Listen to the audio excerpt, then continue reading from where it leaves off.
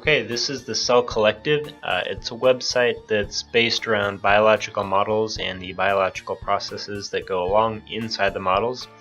It's also focused on helping scientists and researchers connect with each other to work on these models and further their research. And although it is scientists and researchers working on the website here, you don't have to be a computer scientist or researcher to be able to use and understand the technologies inside this website. The first page that you'll see when you log in is the notification page that will show various updates on the website and one day the different models that you are working on. Alright, now you see we're on the models page. There is a long list of public models, and these are models that different researchers and scientists have chosen to be viewed by all users on the website. Now we're looking at the biologic of this model, and this is what the model is comprised of. And more specifically, it's comprised of different proteins that act together. They have positive and negative regulators, which is also a subcomponent of the models page here. Alright, as you see, we can go into the My Models page, and that consists of all your own personal models. And you can select a model and copy it, and how that works is you copy a public model to work on locally for yourself. You're able to save it as whatever you'd like and put a description, and then you copy it, and from there you can further work on it locally.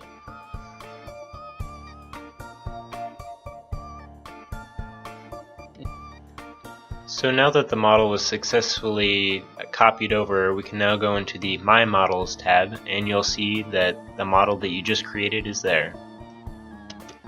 And since you're an owner of this model, you're now able to actually edit the biologic of the model instead of just view what it has. After you're finished with the biologic, we can go into the Simulate option, and in doing this Simulate, you can see the effects of the introduction of different proteins into a biological model, even at different points. This is the true power of the Cell Collective, because this allows scientists and other users to be able to simulate their models and how they react in a virtual environment instead of a physical lab, which can be quite expensive.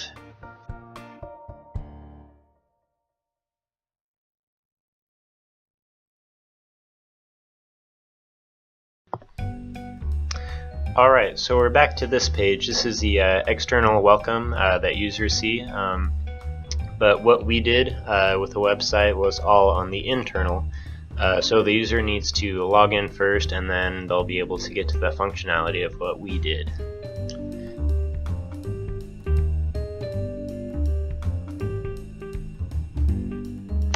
Now that we're logged in, you can see that the welcome page is quite different from the version of the Cell Collective that we received.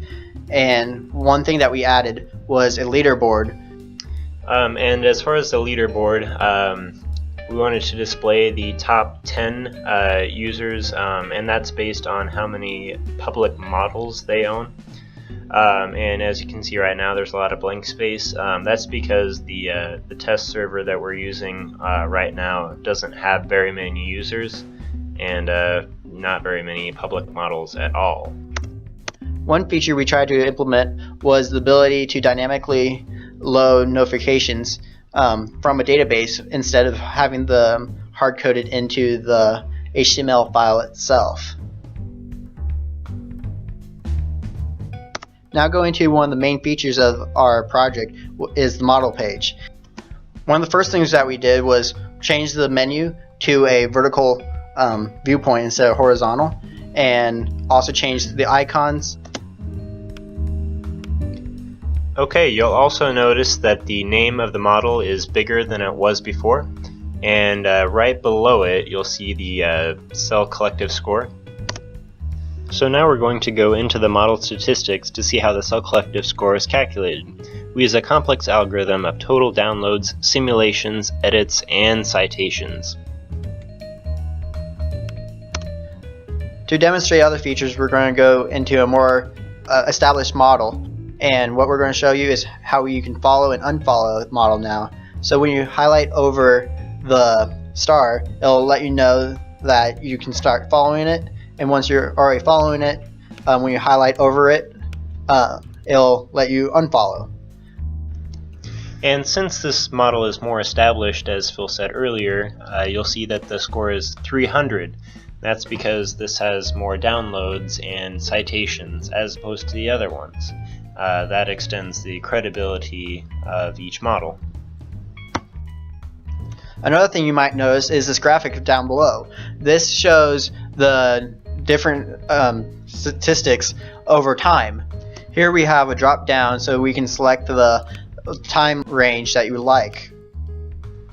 Now let's go back to the welcome page. At the top of every page, the user has an ability to go straight to their profile by going to the user drop-down menu and selecting My Profile. Here we added 3 sections.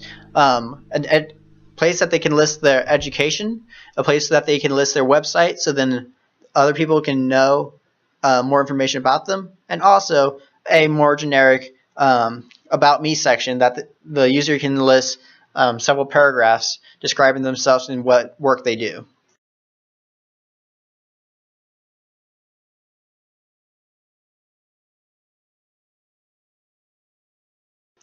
And just like before, the user is notified that their update to their profile has been successful.